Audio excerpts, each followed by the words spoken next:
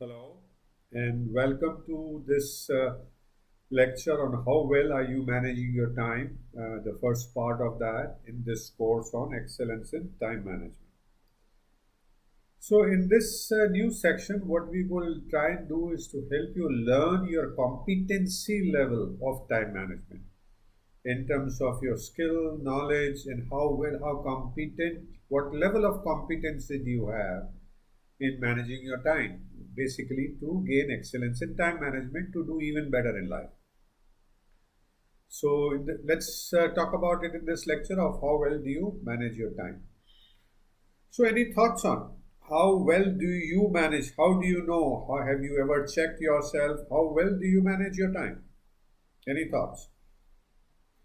We talked about that in terms of the results, and there we said you can start measuring what percentage of your time do you spend productively in creating value for your life on a daily basis, accumulated for whatever period, and minimum 3 days we had said last time, and we gave you an assignment of doing that. And that can give you a first starting point of how well are you managing your time in terms of the output. And we had said that if you're spending 95% of your time in productively, as you see, then you already at excellent level. Congratulations. If you are not at 95%, but between 75 and 95, then you are still very good. You are good. And if you are still lower in between 50 and 75, you're just about satisfactory. And if you spend less than half of your time productively, you have a long way to go. So that's how you can know in terms of the results, how well are you managing your time. Now, the question is if that is the output, and if we want to improve that output, we need to know how good are you in managing your time in terms of the processes, the things that you do in terms of the principle, practices, tools that you use, etc., etc. We had talked about. So, any thoughts on have how can you check how good are you on managing your time? You basically need to take a simple but powerful test to know how good are you managing your time. And let's take a look at this simple but powerful test. So this test consists of 12 questions as you see in this slide and another 12 in the next slide, which basically kind of lists the behaviors that you do in excellent in time management. And if you rate, and you need to rate on each of these behaviors, ranging from 1, 2, 3, and 4, where 1 is always, that you demonstrate that behavior always, and 4 is never. Let's say I find out that I have enough time for myself to do the things I enjoy doing. So if that's one behavior, the question that you have to ask yourself, where am I? Do I always do that? Do I usually do that? Do I sometimes do that? And I never do it? And like this, you give score yourself on these 12 questions, and you go forward and do the same thing in the second part of the question on remaining 13 questions, right? So in these 25 questions will then you can get a very good insight into how good are you in managing time. What is it that you do well in terms of your behaviors?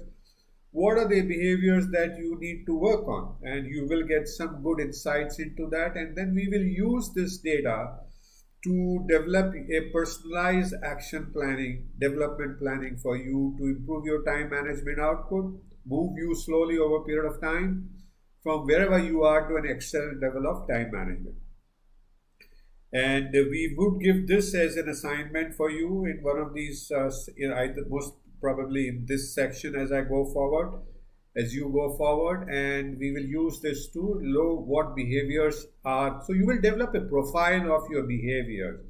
What do you do well in terms of either a three, a one, or a two, always or usually, or the things that you do never do or sometimes you do. So those are the behaviors that are sometimes and never would be the areas to first focus depending on their relevance to you.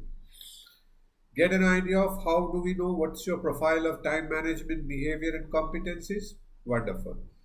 So the way we will take this simple and powerful test, there is a process that we have outlined for you. First, you need to answer these 25 questions from the questionnaire in the next in the slides that are come up in the next lecture, and in the we have designed a simple tool, an Excel based tool, where you can go and input this data, and you will get an output of what are your strengths and what do you need to work on. The strengths will be the one that are green, and the red ones will be the development areas. Then what you do is you total up your score with that Excel tool and compare with your time management and compare with your time management competencies that we have mentioned earlier in the assignment questions. Once you have done identified, that will help you identify your areas to improve and what you're good at, and that will, and out of those areas to improve, what are you need to do is to identify in the third step the two key obstacles that are relevant to you and submit that in the assignment. And then we will talk about, then we will take a look at how do you what can you do. We will learn what are the various things that you can do to overcome all kinds of obstacles that normally happen in time management, and from there you can make a personalized improvement plan and start working on and get feedback. So that's the whole simple and powerful process to improve your time management competencies level. So what do we do next? So in the next, we get on to the first step of how to answer these 25 questions. While I did mention some pointers here, but we will talk about this in little more detail in the next lecture. So thank you so much for watching this first part of the lecture of how well are you managing your time in terms of your competency and behaviors. I hope you continue to learn something new, continue to enjoy, and I do look forward to see you again in the next lecture.